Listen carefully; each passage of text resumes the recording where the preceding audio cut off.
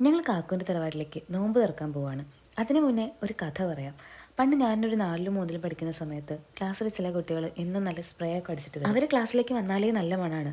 ചിലർ ടവലിൽ പെർഫ്യൂം അടിച്ചുകൊണ്ട് വരും, എന്നിട്ട് ഞങ്ങൾക്കൊക്കെ വാസനിക്കാൻ തരും. അന്നൊക്കെ എനിക്ക് കല്യാണത്തിന് പോകുമ്പോൾ മാത്രം അമ്മ ഡ്രസ്സിൽ തെളിച്ചു തരുന്ന ഒരു അത്ഭുത വെള്ളമായിരുന്നു ഈ പെർഫ്യൂം. ഈ കഥ കാക്കുവിനോട് പറഞ്ഞപ്പോൾ ഇക്കഴിഞ്ഞ വാലന്റൈൻസ് ഡേക്ക് 3 കുപ്പി പെർഫ്യൂംസ് ആണ് കാക്കു എനിക്ക് ഗിഫ്റ്റ് ചെയ്തത്. അത് വേറെ എവിടുന്നുമല്ല, നമ്മുടെ സ്വന്തം ഡിയമോറിൽ നിന്ന്. ഒരു കൊല്ലമായിട്ട് ഡിയമോറിന്റെ പെർഫ്യൂംസ് തന്നെയാണ് ഞങ്ങൾ ഉപയോഗിക്കുന്നത്. നമുക്ക് ഇഷ്ടമുള്ള സ്മെല്ലിന് പറഞ്ഞു കൊടുത്താൽ അവരത് ക്രിയേറ്റ് ചെയ്തരും, മാത്രമല്ല വിലയും കുറവാണ്. നമ്പർ ഞാൻ താഴെ മെൻഷൻ ചെയ്യുന്നുണ്ട്, ഇഷ്ടമുണ്ടെങ്കിൽ വാങ്ങിക്കാമല്ലോ. കഥയൊക്കെ കഴിഞ്ഞു, ഇനി ഞങ്ങളെ തറവാട്ടിലെ നോമ്പ് തുറക്കി പോട്ടെ. പോകുന്ന വഴിക്ക് നോമ്പ് തുറക്കുള്ള ഫ്രൂട്ട്സ് ഒക്കെ വാങ്ങിയിട്ടാണ് പോകുന്നത്.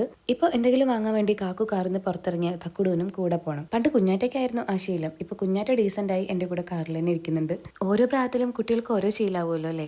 എന്നാലും കുഞ്ഞാറ്റ കുറച്ചുകൂടെ മെച്ചുവേർഡ് ആയിട്ട് പെരുമാറുന്ന പോലെ എനിക്ക് തോന്നിയിട്ടുണ്ട്. അങ്ങനെ വർത്തമാനമൊക്കെ പറഞ്ഞ് ഞങ്ങൾ തറവാട്ടിലെത്തി. തറവാട്ടിലെ അടുക്കളയിൽ നല്ല ആവി പറക്കുന്ന ബിരിയാണി ചെമ്പൊക്കെ റെഡി ആയിരിക്കുന്നുണ്ട്. കൊണ്ടുവന്ന ഫ്രൂട്ട്സ് ഒക്കെ നന്നാക്കി മഞ്ഞപ്പൊടി വെള്ളത്തിലിട്ട് വെച്ചു. കുഞ്ഞുവാക്കി കളിക്കാനും കളിപ്പിക്കാനും ഇവിടെ കുറെ ആൾക്കാരുണ്ട്. എല്ലാരും കൂടെ ഒത്തുകൂടുമ്പോൾ നല്ല രസമാണ്.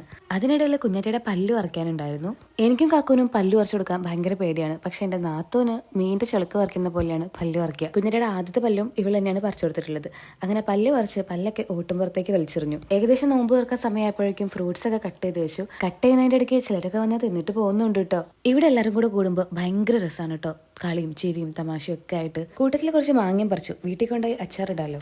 അങ്ങനെ നോമ്പ് തുറക്കാൻ സമയമായപ്പോഴേക്കും എല്ലാം ടേബിളിൽ സെറ്റാക്കി. കുട്ടിപ്പെട്ടാളങ്ങളെല്ലാം ടേബിളിലും, വലിയവർക്കുള്ളത് ഉമ്മർത്തൊരു പായ നീട്ടി വരിച്ച് അവിടെയും സെറ്റാക്കി. അങ്ങനെ സന്തോഷമായിട്ട് നോമ്പൊക്കെ തുറന്ന് പ്രാർത്ഥനകളും കഴിഞ്ഞ് എല്ലാവരും പിരിഞ്ഞു.